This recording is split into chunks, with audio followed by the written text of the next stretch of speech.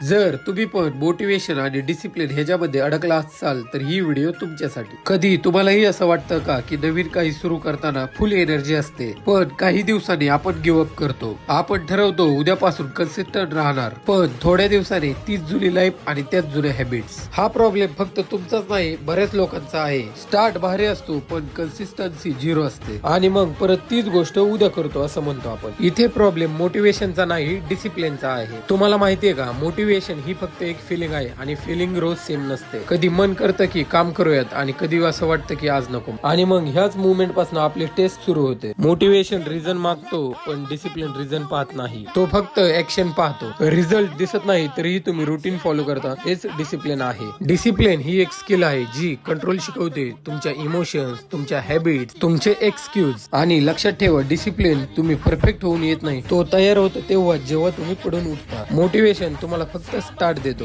पण finish line पर्यंत नेणारा एकमेव मार्ग म्हणजे डिसिप्लिन. धन्यवाद मित्रांनो. व्हिडिओ आवडले असल्यास लाईक करा, फॉलो करा आणि तुमच्या मित्रांसोबत शेअर करा.